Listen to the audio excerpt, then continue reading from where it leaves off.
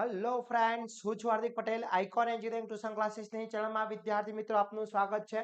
Diploma semester 3 IT બ્રાન્ચની અંદર જે સબ્જેક્ટ આવે છે object oriented programming with Java, OOP with Java, જે સબ્જેક્ટ છે ન્યૂ સિલેબસ પ્રમાણેનો, એમાં યુનિટ નંબર 1 ના મોસ્ટ આઈએમપી ક્વેશ્ચન્સ અહીં આપણે ચર્ચા કરવાના છે વિદ્યાર્થી મિત્રો. જે જીટીયુની એક્ઝામમાં આમાંથી જ ક્વેશ્ચન પૂછાવાના છે. આ તૈયારી કરી લેવાની છે એટલે આખો યુનિટ નંબર 1 તમારું કવર થઈ જવાનો છે.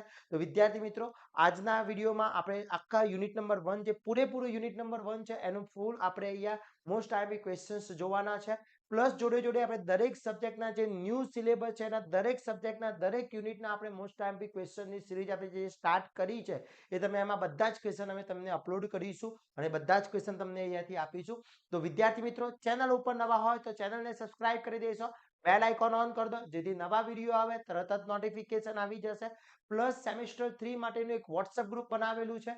જો હજી સુધી તમે એમાં જોઈન નથી થયા તો ફટાફટ જોઈન થઈ જશો, જેની લિંક બાયોમાં મૂકેલી છે. પ્લસ આપણે સેમેસ્ટર 3 ના ડેલી લાઈવ લેક્ચરના કોર્સ બી બનાવેલો છે. જો હજી સુધી તમે કોર્સ પરચેસ નથી કર્યો તો ફટાફટ કોર્સ પરચેસ કરી લેશો. અને સબ્જેક્ટ વાઇઝ બી કોર્સ મૂકેલા છે, જેમાં video lectures, IMPs, questions, unit, each and every વસ્તુ એની અંદર ઇન્ક્લુડ છે. તો એકવાર બાયોમાં ચેક કરી લેશો, એપ્લિકેશન ડાઉનલોડ કરી લેશો. તો એપ્લિકેશનની લિંક બી બાયોમાં મૂકેલી છે. હવે વાત કરીએ આઈટી ની અંદર જે સબ્જેક્ટ છે ઓઓપી વિથ જાવા, એમાં કયા કયા ક્વેશ્ચન્સ તૈયાર કરવા જોઈએ જેથી એક બી ક્વેશ્ચન આપણે મિસ ના કરીએ.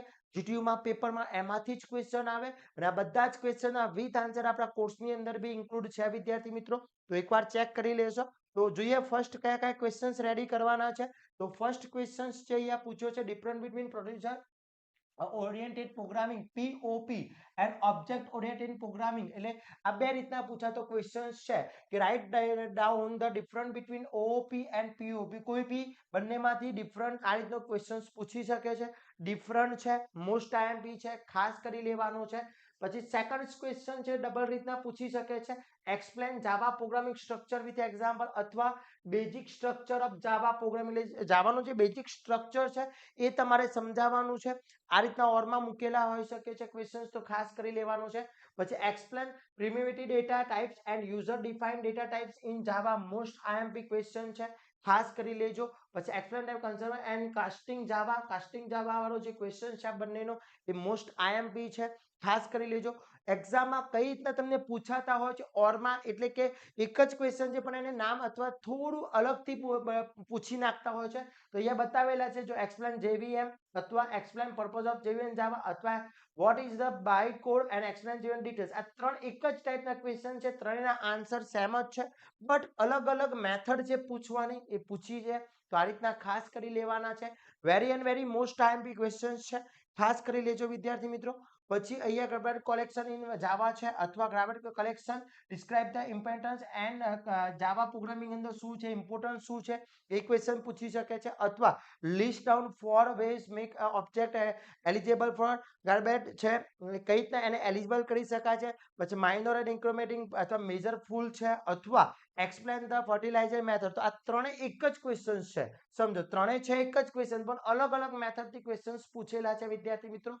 તો ખાસ કરી લેવાના છે. Very and very most important question છે. ઓકે, તો વિદ્યાર્થી મિત્રો, આ બધા જ ક્વેશ્ચનના આન્સર આપણા કોર્સની અંદર ઇન્ક્લુડ કરેલા છે, પ્લસ વિડીયોસ લેક્ચર સાથે સમજાવેલા છે. ડેલી લાઈવ લેક્ચરમાં ઈચ એન્ડ એવરી વસ્તુ તમને કરાવીએ છીએ. જો હજી સુધી તમે ડેલી લાઈવ લેક્ચરમાં જોઈન નથી થયા તો ફટાફટ જોઈન થઈ જશો, જેની લિંક બાયોમાં મૂકેલી છે. ઓકે, એના પછી list out different type future of in Java, any two કોઈ બી ટુ કહી શકે છે. પછી write program Java find sum digit of enter the number. તો એક્સ પર એક્ઝામ્પલ નંબર એ આપેલો છે, આઉટપુટ માટે 6 કીધું છે, એ પ્રમાણે કોઈ બી આવી શકે છે. એમાં એક્ઝામ્પલ એવું નથી કે 1 2 3 નું જ આવી શકે, કોઈ બી આવી શકે છે. પછી write program Java find maximum from any 10 numbers using the command in છે લાઇન ની અંદર. તો મેક્સિમમ નંબર ફાઇન્ડ કરવાનો છે. મિનિમમ આ મેક્સિમમ અથવા મિનિમમ માંથી કોઈ બી આવી શકે છે. ક્લિયર? બંને સેમ ટાઈપના છે, થોડું એનું લોજિક ચેન્જ થવાનું છે, બાકી સેમ ટાઈપના છે. પછી list out of different concept of OOP, explain any one detail અથવા in list and explain the basic concept of OOP, most IMP છે. પછી domestic static block that gets actual definement and explain signification. most IMP છે explain the syntax of public static void main. એટલે અહીંયા તમને જે બે આપેલા છે એના વિશે સમજાવવાનું પૂછી શકે છે, એનો પ્રોગ્રામ બી કહી શકે છે. ઓકે, પછી write program Java in print. Okay, ખાસ ધ્યાન રાખી લેજો.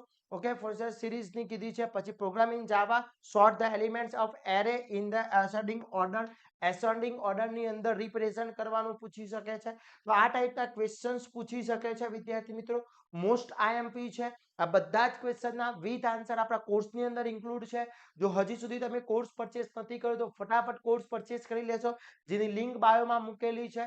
અને વિદ્યાર્થી મિત્રો, આવા જ નવા સબ્જેક્ટના નવા યુનિટ સાથે નવા લેક્ચર્સમાં મળીશું. ત્યાં સુધી વિદ્યાર્થી મિત્રો મને રજા આપશો. જય હિન્દ, જય ભારત.